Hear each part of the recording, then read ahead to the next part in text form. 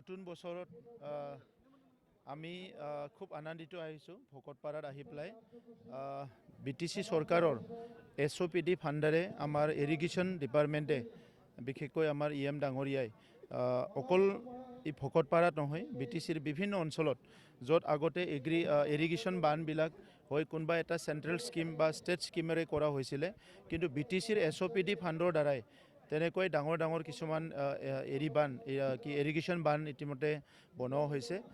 ইয়াত আগত এটা বান আছিলে যিটো নাবাৰ্ডৰ বনাইছিলে সেইটো ভাঙি গ'ল আৰু এতিয়া ৰাইজৰ অনুৰোধ হিচাপে এই বানটো বনোৱা হৈ গ'ল। মই চালোঁ এইটো বহুত সুন্দৰ হৈছে, খালি অলপ সৰু সুৰা কাম পিছফালে বাকী আছে, সেইখিনি কৰি দিয়াৰ পিছত মই ভাবিছোঁ এনাদাৰ 10 to 15 ইয়াৰ্ছৰ কাৰণে এইটো পাৰ্মানেণ্ট হৈ যাব। আৰু ভকতপাৰা অঞ্চল বা এই বৃহত্তৰ অঞ্চলত মানুহ বহুত ভালকৈ খেতি কৰে আৰু এতিয়া আমি চবেই বিচাৰিছোঁ যে খেতিটো এবাৰ নহয়, খেতিটো 3 বাৰ হ'ব লাগে আৰু যেনেকৈ বিচাৰে খেতিয়কসকলে তেনেকৈ এনি টাইম খেতি কৰিব পৰা এটা পৰিৱেশ থাকিব লাগে। আৰু ইয়াত মূল খেতি বুলি ক'লে ধান খেতিটো মানে পানীয়ে চবচে প্ৰয়োজন। বাকী আপুনি যিটো ৰবি শস্য বা বেলেগ বেলেগ শস্য আছে কিছুমানত পানী কম লাগে, কিন্তু পানী থাকিলে খেতিয়কে মানে খুব সুস্থ মনেৰে কামখিনি কৰিব পাৰে। আৰু ইয়াত আমি বিটিচি অঞ্চলত যিটো নেকি ভূমিৰ তলৰ পৰা পানী উঠোৱা এইটো অলপ কমাব বিচাৰিছোঁ, কাৰণ যিটো পানীৰ লেয়াৰটো বিভিন্ন ঠাইত কমি গৈছে। তো এই অঞ্চলত ভালে আছে, কিন্তু তথাপিতো আমি যিটো চ'ৰ্চৰ পানী আছে সেইটো মানে খোৱাৰ কাৰণে হওক বা এগ্ৰিকালচাৰে হওক এইটো ব্যৱহাৰ কৰিব চেষ্টা কৰি আছোঁ। আৰু এগ্ৰিকালচাৰৰ কাৰণে বিশেষকৈ আমি মাটিৰ তলৰ পৰা পানী ওলোৱাতকৈ এনেকুৱা চ'ৰ্চৰ পৰা পানী পালে খেতিটো বহুত ভাল হয়। ইয়াত বাৰিষাৰ সময়ত বিভিন্ন নদ নদীবিলাকৰ পানী আহি যায়, খেতি পথাৰৰ মানে পানী আহি যায়, য'ত নেকি বিভিন্ন ধৰণৰ সাৰ আৰু নিউট্ৰিয়েণ্টবিলাক আহি যায়। সেইকাৰণে যিটো ইৰিগেশ্যন বানবিলাক আৰু বানবিলাক আমি বহুত গুৰুত্ব দিছোঁ।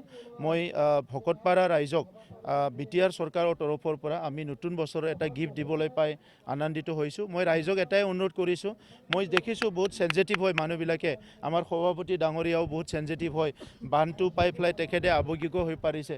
গতিকে অনাগত দিনত এই বানটো এইটো আমি আজি অপেনিং কৰিলোঁ, সেইটো যাতে চবে কেয়াৰ কৰে, চোৱা চিতা কৰে ভালকৈ, মই সেইটোকে অনুৰোধ কৰিছোঁ।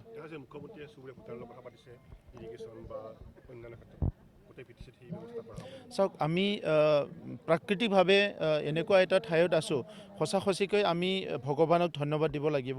চব দিশৰ পৰাই এটা সুন্দৰ অঞ্চলত আমি আছোঁ। এই অঞ্চলত আমি যিখিনি আমাক নেচাৰে দিছে, এইটো বেলেগ অঞ্চলত ইয়াৰ ইমান সুবিধা নাই। পানীৰ ক্ষেত্ৰতো গোটেই ভূটান পাহাৰটো ওচৰত আছে বা ভূটান আছে, তাৰ পৰা বহুত নদীবিলাক চ'ৰ্চবিলাক আছে। প্ৰায় 21টা আমাৰ নদী ভূটান পাহাৰৰ পৰাও নামি আহিছে। সেই নদীবিলাকত 12 মাহে পানী থাকে।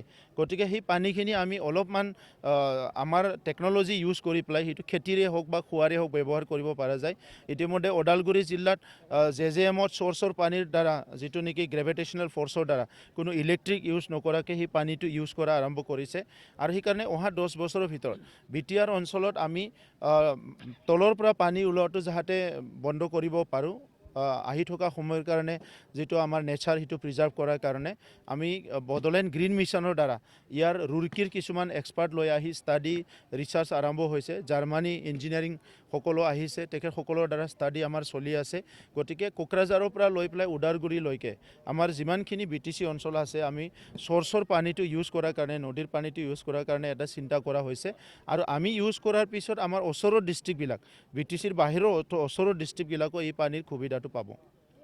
ৰাজনীতিৰ কথা সুধিব পাৰিম, আপুনি নতুন প্ৰজন্মক চান্স দিম বুলি কৈছে, হয়তো পুৰণি বহু MCLA EM কথা যাব নাই, টিকেটৰ কথাটো আহি পোৱা নাই এতিয়া। নতুন প্ৰজন্ম মানে মই পলিটিকেল কথা কোৱা নাই, যে আমাৰ নতুন প্ৰজন্মত যুৱতীসকল আছে যিসকলে স্কুল কলেজৰ বাহিৰত ওলাই আহিছে। সেইটো ডাঙৰ নাম্বাৰ এটা আছে, সংখ্যা এটা আছে। এই সংখ্যা যিসকলে চাকৰি বাকৰি সংস্থাপন কৰিব, ইয়াৰ বাহিৰে যিখিনি আছে সেইসকলক আমি ছ'চিয়েল ৱৰ্ক, পলিটিকেলতে হওক বা বিভিন্ন কামত তেখেতসকলক এংগেজ কৰিব লাগিব।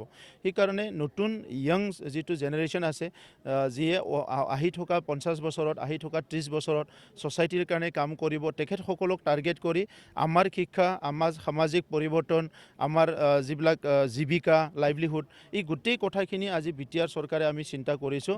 আৰু অহা মাৰ্চ মাহত আমি চৰকাৰৰ এটা ভিজন ডকুমেণ্ট ৰিলিজ কৰিম।